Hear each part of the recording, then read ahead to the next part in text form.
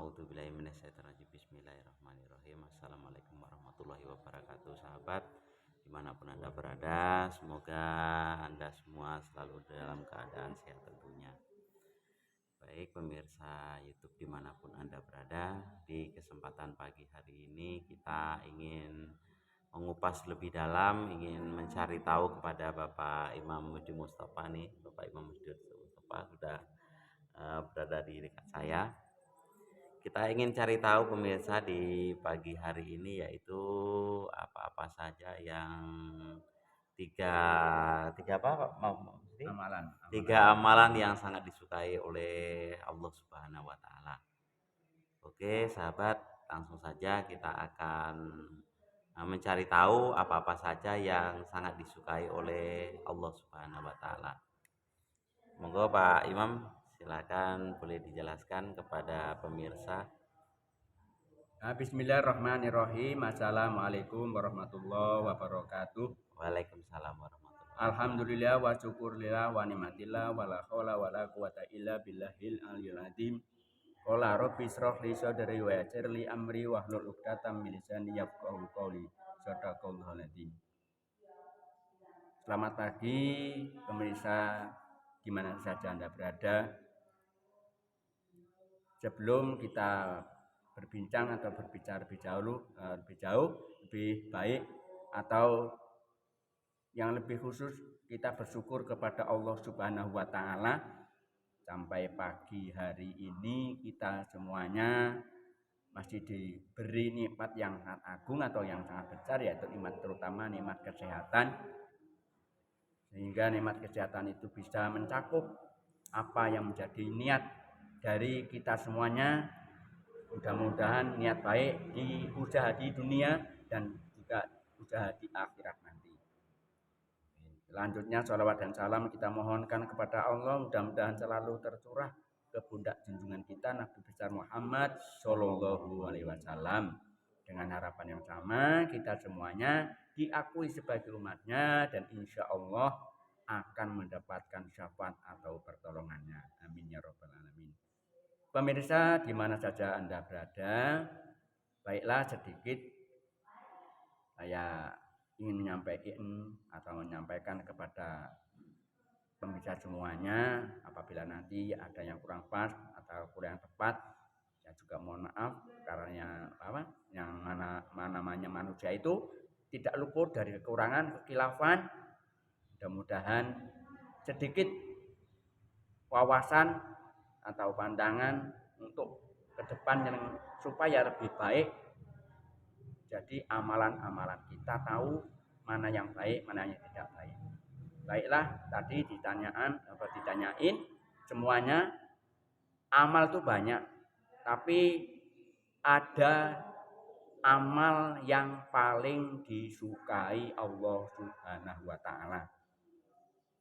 Itu yang pertama, amal itu ada 3. Yang pertama as-sholatu ala waktiha. Yang kedua birrul walidaini.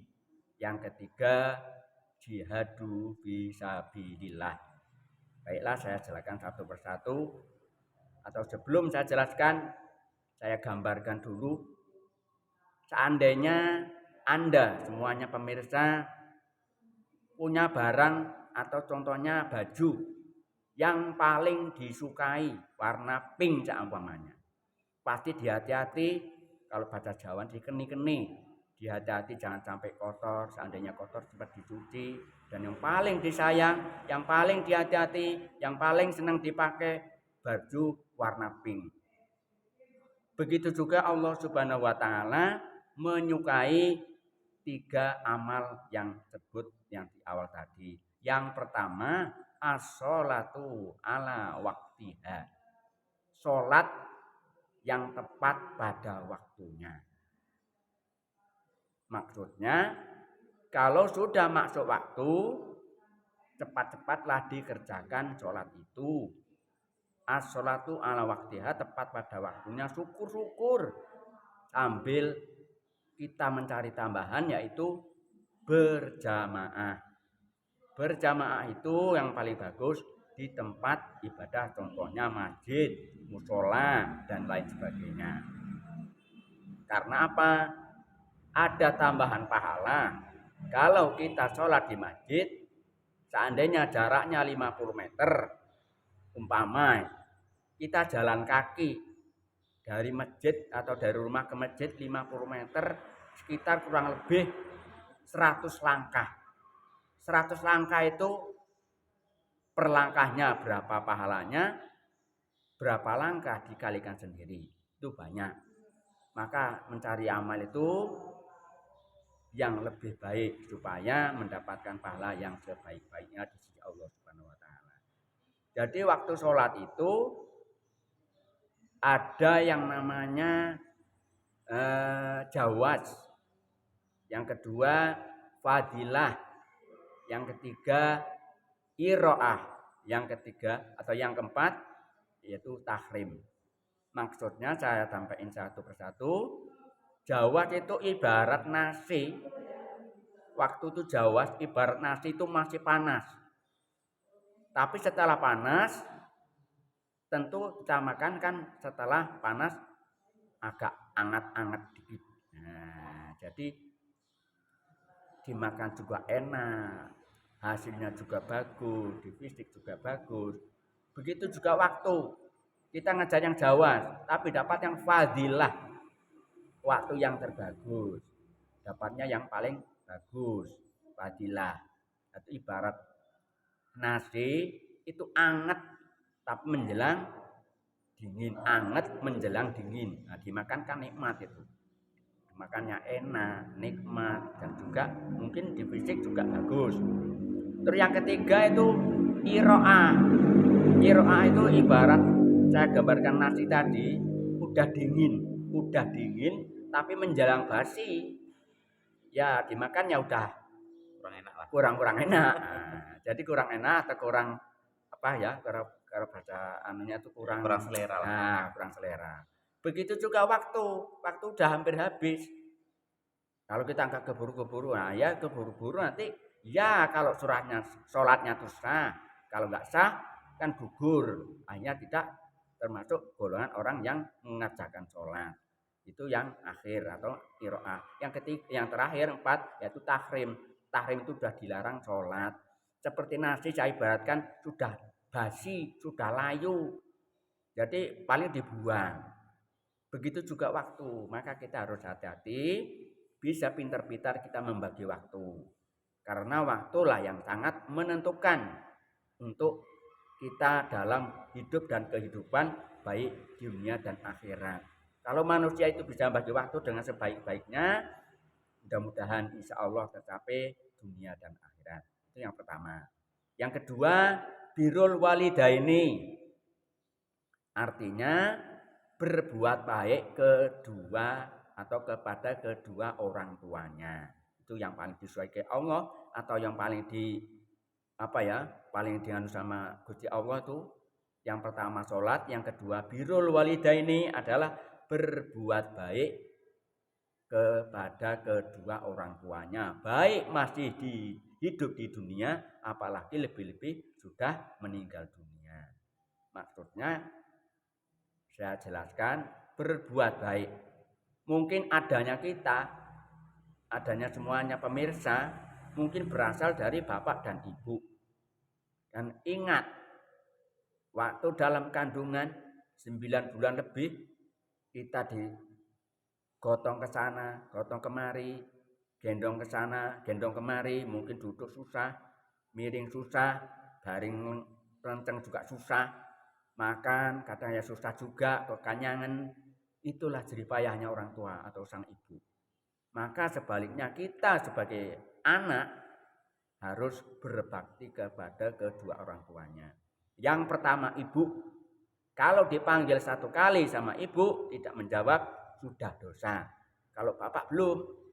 Kalau bapak yang manggil 1 kali, 2 kali belum dosa. Tapi kalau yang ketiga tidak jawab, dosa. Itu bedanya ibu dan bapak. Maka sangat perlu dicermati atau dipelajari. Dieling-eling. Dieling-eling kalau bahasa Jawanya. Jadi dieling-eling itu diingat-ingat. Oh iya, adanya saya. Kan nggak mungkin adanya terus lahirnya di sana, nggak ada orang tua, itu nggak ada. Pasti ada orang tuanya. Nah, maka harus berbuat baik kepada kedua orang tuanya. Ya berbuat baik itu ya semuanya. Anda semuanya tahu kalau berbuat baik kepada orang tuanya gimana. Seandainya dikongkon ya jangan bantah. Seandainya ngangkat nggak kuat ya pelan-pelan. Jangan dibaca dulu. Jadi itu sangat disukai Allah Subhanahu wa taala. Maka hadis yang menyatakan ridho Allah wa ridho walidaini. Ridhonya Allah menunggu ridhonya kedua orang tuanya. Jadi kita harus hati-hati karena kalau mungkin sudah tahu semuanya pemirsa bahwa apabila anak berani kepada kedua orang tuanya yaitu anak durhaka. Mungkin zaman-zaman dahulu udah ada ceritanya itu. Mungkin ada di Sumatera Barat itu mungkin malin kundang itu contohnya. Nah, malin kundang itu kan. Jadi kita harus hati-hati. Itu yang nampak di dunia, belum nanti di akhirat nanti. Sangat panjang, sangat menyedihkan atau sangat mengerikan, maka kita harus hati-hati. Mudah-mudahan pemirsa semuanya, termasuk pribadi saya dan juga pemirsa di mana saja berada, kita harus berbakti kepada kedua orang tuanya. Itu yang kedua. Kalau sudah meninggal itu gimana cara berbaktinya Pak Imam? Monggo jelaskan. Kalau udah meninggal dunia, nah itu beda. Ya, mungkin kalau masih di dunia, mama itu senangnya seandainya baju bawahnya. Belikan baju. Dibelikan ini Mas jajan misalnya apa keinginannya kita coba senangnya umpamanya pas nggak puasa nasi goreng umpamanya dibeliin itu kalau masih hidup. Tapi kalau udah meninggal dunia nggak ada orang udah meninggal dunia itu makan nasi goreng. Nah, maka harus didoakan sesuai pesan Nabi, yaitu anak yang soleh itu yang mau mendoakan kedua orang tuanya, baik masih hidup lagi-lagi apalagi sudah meninggal dunia. Itulah amalan yang tidak putus di antara tiga, yaitu doa anak yang soleh. Ya didoakan. Karena apa? Kalau sudah meninggal dunia itu yang diharapkan adalah doanya. Doanya gimana Pak Imam? Doanya? Ya doanya itu ya pokoknya ada khususnya almarhum siapa, Pak Imin atau Pak Ijo, kan? Binti siapa atau bin siapa, atau Fatihah, terus terserah mau kulhu atau surat ikhlas sampai 10 kali boleh, 100 kali boleh, 1000 kali juga boleh, yasin juga boleh, tahlil boleh, pokoknya yang bacaan-bacaan Al-Quran. Ya mudah-mudahan itu tadi diterima di sisi Allah Subhanahu wa taala. Karena yang namanya di alam barzah sana tidak mengharapkan atau tidak Jawa itu ngarep-arep ya dikirim bolu atau roti bolu satu lengker tidak bisa di atas ditaruh di atas nisan ya palingnya makan semut. Nah, terus biasanya ditaruh di situ ingkung, ingkungnya gede 5 kilo namanya. Ditaruh situ ya makan paling semut. Ada ini ya Pak Imam. Kadang-kadang saya melihat itu di makam itu ada yang ditaruh duit Pak Imam. Itu apa gimana itu ceritanya? Ya sebenarnya kurang afdol. Lebih bagusnya duit itu disodakohkan atau dijariah ke tempat amal atau kota amal contohnya dikhususkan kepada almarhum sama di hadi Fatihah, insya Allah malah itu nyampe daripada nanti duitnya situ malah ya kalau ya mungkin namanya duit itu asal yang udah melek tahu duit ya semuanya tahu ya. Tapi kalau seperti makanan roti ingkung palingnya makan semut atau ayam gitu kan malah nggak doain. Nah, malah seandainya roti totor ayam, nah terus di situ malah ayamnya ngotorin malah tambah kotor. Nah, jadi ya bagusnya disodakohkan kepada yang berhak atau yang mungkin Anda semuanya tahu yang wajib disodakohin. Oh ini ya itu malah tambah pahalanya. Nah itu Pak Imam, biasanya orang ke makam itu bawa air itu maksudnya gimana itu Pak Imam? Nah, sebenarnya itu kan ada tuh yang namanya Kembang, air gitu. kembang itu kan, Hmm. itu tradisi. Tradisi itu ya sing sebenarnya boleh tapi ya kurang kurang bagus ya. Yang dibersih, yang penting itu malah dibersihin, jangan dikotorin, dibersihin. Terus yang penting lebih penting lagi doanya itu. Doanya ya. Jadi ya sih bener, kadang-kadang ada yang disiram supaya yang di dalam kubur sana supaya dingin. Ya sih bagus juga. Tapi yang penting disiram dengan doa, bukannya cuma disiram aja tinggal pulang. Karena itu namanya alam barzah. Alam barzah itu yang diminta adalah doanya, bukan seperti hal-hal seremonial yang di dunia ya. Nah, seperti biasanya Pak Paing pamannya, Pak Kliwon pamannya. Itu senangnya kuenya kue setik mamanya, dikasih setik ya paling yang makan semut. Nah, jadi Ini Pak Imam, bedanya kita mendoakan langsung ke makam orang tua kita yang sudah nggak ada, sama di rumah itu bedanya gimana Pak Imam? Ya, terima kasih. Sebenarnya doa itu di mana saja, yang penting tempatnya kan suci. Yang paling bagus kan di masjid, di rumah juga boleh, di makom juga boleh. Di makom itu rasa khusyuknya itu kan beda. Pasti ingat, oh ini mama saya, atau ini orang tua saya, ini mbah saya di dalam sini mamanya. Pasti ingat. Jadi doa itu jangan kemana-mana. Maksudnya pikirannya tuh fokus dengan apa yang dibaca. Nah doa di masjid malah pikirannya ke pasar, ya nggak nyampe. Jadi harus fokus apa yang kita baca dan apa yang kita niatkan. Mudah-mudahan Gusti Allah juga menerima. Kalau bahasa Jawa menerima ya, menerima. Mudah-mudahan ya itu tadi khususnya kan beda tuh. Oh ini almarhum Pak Paing mamanya. Oh di dalam sini, ya Allah, ampunilah dosanya ini kan. Ya Allah, terimalah amal baiknya. Di dalam sini orangnya kan tahu, oh di dalam sini almarhum dulu. Oh itu tuh kalau mendoakan yang penting fokus ya Pak Imam ya, Fokus, fokus ya. jangan kemana-mana terus pikirannya yang lain-lain kan, itu kan beda lagi, itu kan. Cuman kita harus tahu bahwasanya syaratnya itu harus kita suci. Suci itu ya bersih lah dari hadas kan. Kalau hadas besar ya mandi, kalau hadas kecil wudhu, dan pahalanya udah berbeda tuh. Baca Quran kalau yang wudhu pahalanya beda, yang tidak wudhu beda, sholat juga beda. Maksudnya baca Quran dalam sholat juga pahalanya juga beda. Nah, yang ketiga yaitu jihadu fisabilillah. Jihad di jalan Allah atau berjuang di jalan Allah. Jadi zaman sekarang sama zaman Rasul beda. Jadi yang dulu mungkin bawa tombak, bawa tembak. Nah, itu sekarang enggak. Jihadu fisabilillah itu berjuang di jalan Allah Subhanahu wa taala itu macam-macam jalannya. Contohnya Pak Imam, monggo. Contohnya, yang tidak mampu ini berjuang di jalan Allah, yang tidak mampu dengan tenaganya, mungkin dengan pikirannya ada membangun musola atau masjid atau pondok dan lain sebagainya. Itu contohnya yang tenaganya nggak mampu, pikirannya, oh nunjukkan begini, itu termasuk juga berjuang. Yang tidak mampu pikirannya, mampu nih tenaganya mungkin ngecor, tenaganya yang nyerak-nyerak cor-coran itu juga berjuang di jalan Allah Subhanahu wa taala.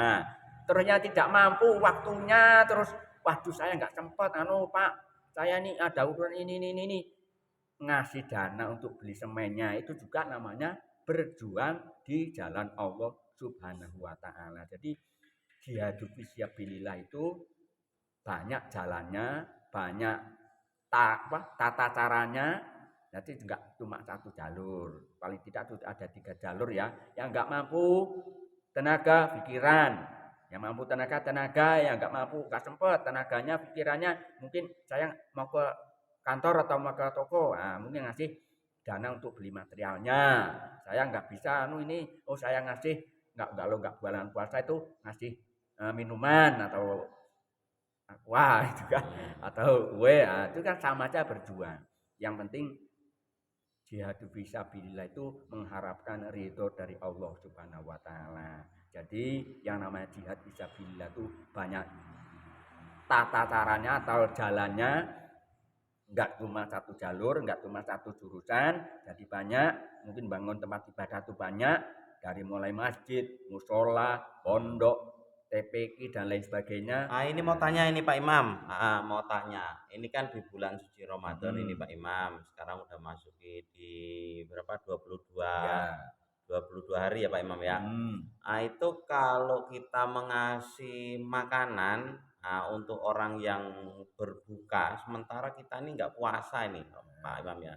Kita nggak puasa, kita mengasih Pak Musti yang puasa gitu, itu pahalanya gimana itu Pak Imam?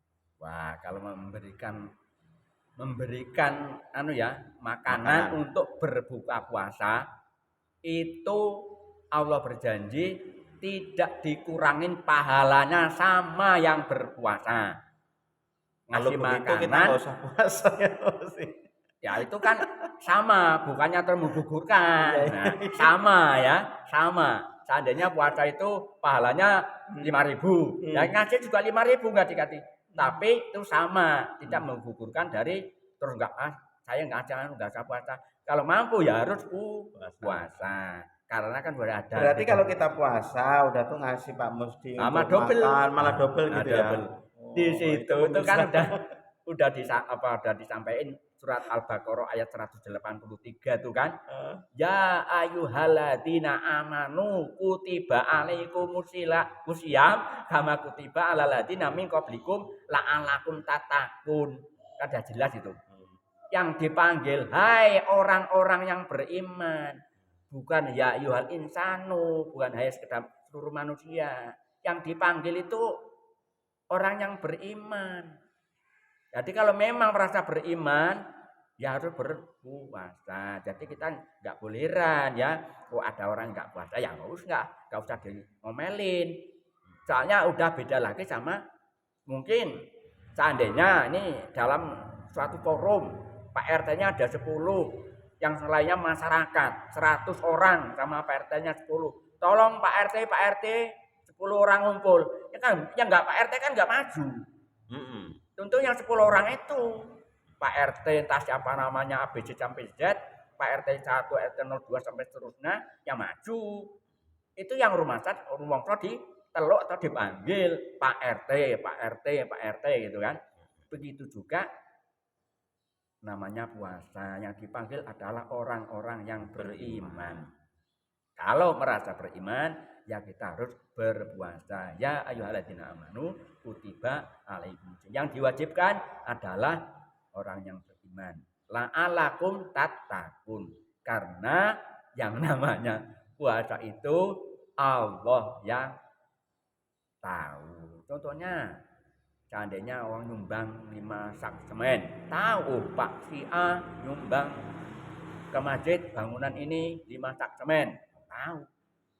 Tapi kalau puasa tidak bisa dilihat ya. Contohnya jalannya koyokan mau ambruk gitu kan. Padahal nggak puasa itu. Ditanya, puasa Pak? Iya lah, lemes banget ini mau ambruk gitu kan. Padahal nggak puasa, sampai rumah minum. Ah, Contohnya saya sendiri mamanya. ah, Puasa, Pak Musti? Ya. Diam-diam di rumah. Delik, makan. delik itu kan delik kalau bahasa Jawa ngumpet. Ngumpet itu Pak. minum tekuk-tekuk. Nah, maka itu adalah amalan-amalan semuanya adalah yang paling dianut sama Gusti Allah itu satu puasa itu. Asyam adalah bagian saya. Saya yang ngasih nilai. Maka kita harus hati-hati. Puasa itu dijaga. Jadi kita itu kan mungkin ada yang sedikit ya ini antara bulan puasa yang nyebut sama puasa juga kan. Nah, puasa itu siam kalau bahasa Arabnya tuh. Itu ada 3 tuh kan. Siamul awam, puasa orang kebanyakan. Siamul khawas, yang puasanya orang khusus. Siamul khawasil khawas, puasanya orang khusus yang lebih khusus lagi. Maka kita harus hati-hati puasa itu. Jadi supaya kita kebanyakan Rasulullah bersabda, orang berpuasa itu cuma mendapat lapar dan dahaga. Jadi kita tuh yang kita harapkan berpuasa ini jangan cuma mendapat lapar dan dahaga, tapi benar-benar mendapat pahala. Karena pahalanya adalah la'allakum tattaqun. Jadi kebetulan ini di bulan Ramadan walaupun sudah hampir sudah hampir habis ya. Ya kita berusaha sebaik-baiknya. Mudah-mudahan masih beberapa hari kita bisa memperbaiki pahala-pahala atau amalan-amalan di bulan suci Ramadan. Karena derajatnya itu yang paling nanti ditinggikan di dalam pengadilannya Gusti Allah itu adalah takwa. Jadi enggak pandang paling gantengnya, paling cantiknya, paling kayanya, oh ini pangkatnya jenderal, oh ini pangkatnya dokter Andes atau profesor, itu tidak. Takwanya lah yang paling menjadi di sisi Allah Subhanahu wa taala. Allah tidak melihat rupa beliau, kekayaannya, wajahnya, tapi yang dilihat adalah takwanya. Maka kita harus hati-hati supaya mendapatkan tadi saumul awam, puasanya orang kebanyakan. Kita harus hati-hati. Yang puasa bukan minum dan makan aja, tapi istilahnya ya maklum ya, maaf juga nih bagi yang melek tuh matanya juga hati-hati. Itu juga mengukur pahala. Kalau puasanya nggak gugur, pahalanya tuh yang rugi. Lah puasa sampai ngelah aja nggak minum, kok nggak dapat pahala kan rugi dong. Nah, kita harus hati-hati. Jadi saumul awam itu banyak. Godaannya puasa ini sangat banyak ya Pak Imam. Wah, ya, Pak. Masalahnya saya sendiri itu kalau habis subuh gitu terus pulang ke rumah gitu ya kan. Itu kalau pagi-pagi itu rata-rata kan toing gitu ya pemirsa ya. Nah, itu makanya diusahakan kalau bulan puasa ini kita pulang ke rumah itu udah siang gini aja. Ya betul pakai itu. Kalau bahasa Jawane dikulinake Nah. atau dibiasakan. Ya mungkin ingatan kan gitu. Iya. Begitu semuanya. Maksudnya enggak tentang itu aja, mungkin tentang ngaji, sering baca Quran. Oh ini kesalahannya di sini, dikoreksi ya. Begitu juga kerja. Contohnya orang nyemprot semput, wah ini nyemprotnya kemarin ngawur, lantaran diulangi ini kan tahu, oh kekurangannya di sini. Saya ngantuk apa saya kurang pas ya, mungkin kan lebih baik lagi apa dikoreksi lagi. Pokoknya semuanya saja. Jadi yang pertama tadi yang saya sampaikan yaitu masalah amalan-amalan yang disukai Allah Subhanahu wa taala ada 3. Yang pertama as-sholatu ala waktiha, salat yang tepat pada waktunya. Yang kedua birrul walidaini. Yang ketiga adalah jihadu fisabilillah. Mudah-mudahan sedikit nyampaikan saya ini ada manfaatnya untuk kita, untuk saya pribadi dan juga pemirsa di mana saja berada. Mudah-mudahan menjadi tambahan ya sedikit ilmu untuk kita semuanya. Mungkin dari awal hingga akhir ada yang kurang pas atau bacanya yang kurang tepat, saya juga mohon maaf. Karena manusia itu enggak ada yang sempurna ya. Pasti ada kekurangan. Mudah-mudahan Allah Subhanahu wa taala mau memaafkan atau mengampuni dosa-dosa kita semuanya. Amin ya rabbal alamin. Terima kasih. Billahi taufiq wal hidayah. Wassalamualaikum warahmatullahi wabarakatuh. Waalaikumsalam warahmatullahi wabarakatuh. Itulah tadi sahabat YouTube dimanapun Anda. Mudah-mudahan tausiah yang sebentar ini, yang sedikit ini bermanfaat bagi saya tentunya dan pada Anda pada umumnya. Mungkin sekedar itu pemirsa. Akhirul kalam wabillahi taufiq wal hidayah. Wassalamualaikum warahmatullahi wabarakatuh. Waalaikumsalam.